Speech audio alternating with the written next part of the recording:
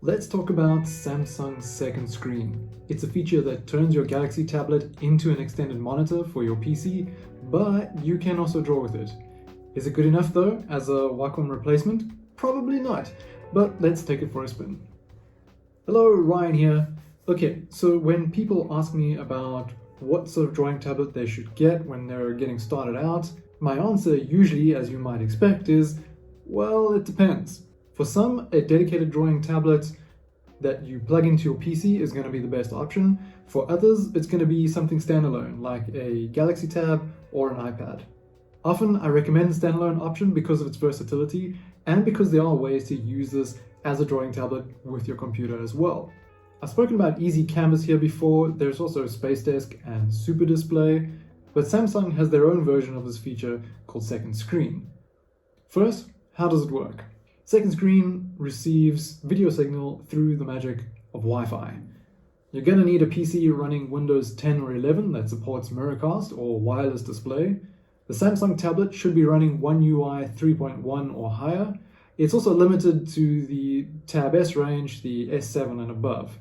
I have the Tab S9FE over here, and both my tablet and the laptop support Wi-Fi Direct, so no internet connection or even a home Wi-Fi network are required in this case. The Wi-Fi just needs to be enabled. From there, it's already quite easy. Bring down the control panel by swiping down on the top right corner of the tablet, select Second Screen, and now you're in pairing mode. Over to the computer, hit Windows K to begin casting and select your Galaxy Tab from the list. You might need to double check that the pen and touch input is enabled here too, and now you're ready to drag over your drawing app and get to drawing. I've got Clip Studio Paint open over here, and right off the bat, it's not bad. It's fine to sketch with so far, but I am noticing that it's not perfect. It's not as smooth as I'd like it to be, and there is some occasional stuttering of the lines. Actually, there's quite a bit more of that than I'd like. I did expect this though, from a wireless connection of a display, and while it might not be a big deal for some people, it might drive others a little bit mad. But for those willing to stick it out, you can expect full S Pen functionality over here, so the pressure response is generally good, and you can get a nice varied line weight. Quick lines register for the most part. Sometimes there's a little delay. When it comes to line wobble, disabling the pressure and tilt sensitivity for the G Pen over here, I'm not really noticing any doing diagonal lines with a ruler and the stabilization off. Turning the pressure on, drawing freehand, I know that I'm likely to get a little bit of wobble, but I can just bump up the stabilization to address that. What about tilt? If I switch to a pencil or chalky type of brush, I can get that sharper line when I'm holding the pen more perpendicular, and then as I angle it, the texture begins to spread out. Nice. Sketching a bit more here, it was African Penguin Awareness Day yesterday, 12th of October, so I wanted to paint up one of these fellas again. It's been a while since I actually did a fundraiser painting for this, so yeah, I need to get onto that sometime. With painting, I'm not worried about line quality so much, but where I do notice some discomfort, again, is in that occasional stutteriness when I make brushstrokes, but also while navigating with touch gestures. But overall, after some time, this didn't bug me so much. Sure, it's not the smoothest, but it's not terrible.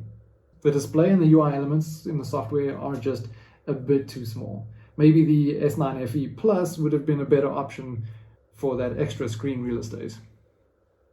A couple of other things to note: you can't customize the pen, so you might lose the functionality of that side button. I normally use this as my eyedropper for quick switching of colors while I'm painting. In Rebel though, it triggered the eraser, which I actively try not to use.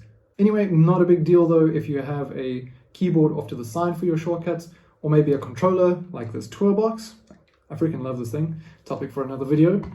You might have noticed as well that this is not using the entire display. It's fitting only a 1920 by 1080 resolution here. If I install the Second Screen application from the Microsoft Store though, then I get 1920 by 1200, which matches my laptop display. Testing in a few other art apps, in Krita you get a good response again. I did get a lot of unwanted input from the side of my hand, which can cause these little dots of paint around the canvas. So in general, if you are using Krita with a touch device, I recommend disabling the touch painting setting. That made a huge difference to the experience. Rebel seems to work too. I still need to spend a bit more time painting in here and get a real feel for the software, but so far so good. When it comes to Blender though, I have my doubts. Of course it gets the input from the pen, but that occasional stuttering of the connection might make doing more precise adjustments when you're modeling quite frustrating. Right, so second screen, obviously great to use as an extended display, maybe for taking notes, signing documents. When it comes to drawing though, it's actually not as bad as I expected it to be. After a while of painting, I really wasn't noticing those issues so much. That said though, I do think you're still better off going with an app like EasyCanvas, the main reason being that you have the option of a wired connection. This goes a long way to improving the overall drawing experience. Now, while this might work well for my hardware combo going wireless, I've seen a lot of other people struggle with it. So for better chances of good performance, it's better to go with something that allows for a cabled connection. Maybe this is something that Samsung will figure out in the future. That would be cool. The second thing is that EasyCanvas can make use of the full screen resolution. Though again, 1920 by 1080 or by 1200 on a display that's only 11 inches, I think that's totally fine. Lastly, you get some level of customization with EasyCanvas as well. You can slightly tweak the pressure curve, for example, and you can have a custom set of shortcuts floating in a bar on the side of your screen. What I will say about second screen though is that the cursor tracking is much better.